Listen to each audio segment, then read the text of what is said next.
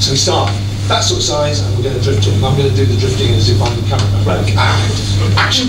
Still subservient. Good ood. But hold on a minute. What went wrong? If that barrier thing's still in place, how come the ood started breaking out? Maybe it's taken 2 centuries to adapt. The subconscious reaching out. Exactly, but the process was too slow, had to be accelerated. You should never have given me access to the controls, Mr. Harper. I lowered the barrier to its minimum. Friends of the Ood, sir. It's taken me 10 years to infiltrate the company, and I succeeded. Yes. Yes, you did. I did have a camera there, I have to tell you. You murdered him. Really observant, ginger. Now then, can't say I've ever shot anyone before. Can't say I'm gonna like it. But it's not exactly a normal day, is it? Still. Cool. Thank you very much.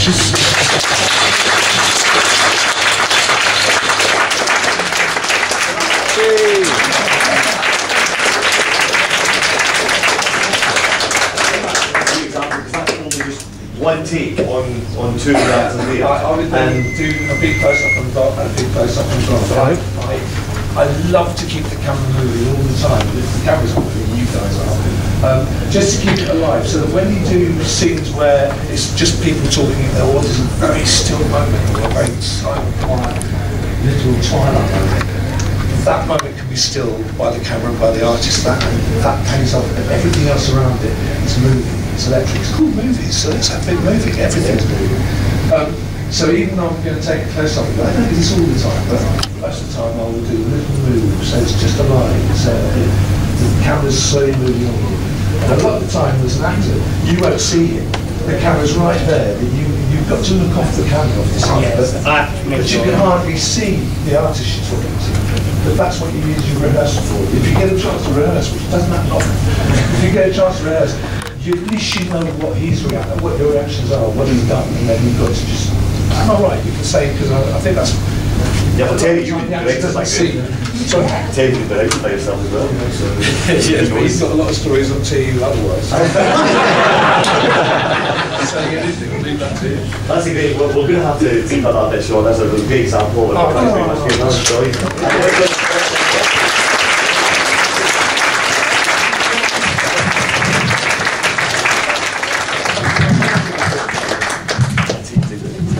Thank you, actors. Yeah, wonderful. So, the whole, is this right? Yeah.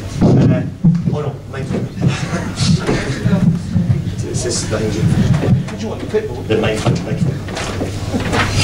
That's it. So, I mean, the point being that the time that took there for just a tiny little shot, you can't begin to imagine what it's like for a big action scene or something like Journey's End or whatever, where you have all this stuff going on at the end. I mean, you must be under incredible pressure time-wise to get these things done. You are, all of us, the whole crew, everyone, and everyone wants to do it. It's not just on my shoulders. We've all got the pressure of getting the scenes done. I mean, over the years, and as I've got more and more confidence in doing what I do, I've realised that I don't have to spell out to actors. I can't anymore. You cannot say to me, look, we don't rehearse anymore. In my days when I started directing, we had rehearsal period. We went to a rehearsal room somewhere with all the artists, and we would rehearse the whole episode for 4 or 5 days. If it was an hour show, it would be for 8 days or whatever. So we rehearsed it, and we really knew what we were taking into the studio and how it was going to be. Now we don't do that. Now I have to plan what I think we're going to do, what I think the actors will do, what I hope they will do if I ask them that I want to do it in this way. I want this atmosphere, I want this attitude, I want you to be thinking this when you're walking in. I can't say that anymore. We can have a quick conversation when we do the reading of when we run the lines. I can have a few minutes then to, not even then, I've got to wait till they come back, because at that time they go and have makeup and wardrobe checks. The lighting director may want to spend 10 minutes lighting that particular way we're going to shoot. So I have to wait 10, 15 minutes, then the artists come back on. We're now about to shoot it, so we now rehearse and shoot. But just before we do, I can then say, worked out 5 notes I might want to give. When you do this line, you do so-and-so. When we do that, I'm going to drift right in. So, and I quickly say my bit. When you say that line, I really want it aggressive. When you do that, can I have a tear? Can you do it? If you can't, can we inject a tear into the eyes? That's the moment I have to say it. Actors have to come now with everything prepared. They have to have a character prepared. Even though they've never worked the scene with the director, they've probably never haven't done a scene at all of any of their scenes. It's the first one, and it happens to be the 5th scene in the run of their story, so it's completely out of context. They have to come prepared and work out how they build the character to the moment you're just about to shoot. That's the first one. Sometimes you do the end, the most dramatic part of the episode, first. You've not done the journey at all, but you then as actor and director have a quick confab about, oh, listen, in that scene you do so-and-so, in that one you've done that, and that has a reference here. So you, and between you cobble that together. And of course the actors know the scenes they're doing, they know the script. As soon as I bring something up, I might bring up something unusual that I want, might do, but normally we all know the direction we're going to go and remember those pointers.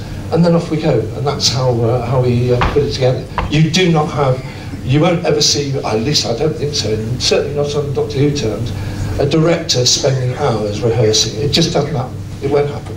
Keith, in terms of the interesting point you mentioned, the casting, when you saw it, or when you saw the cast, was that your impression of in your head when you were writing it? Did the people look like they looked in your head? I was surprised by the casting of Tim as Harper. Not that I thought he was great, I thought he was fantastic, and it worked. In my head, he was a bit younger, but it worked. Originally, in the script, I don't know if you can remember, I went a bit over the top, and he was wrapped in bandages like Claude Rains by the end of it as things were dropping off his body.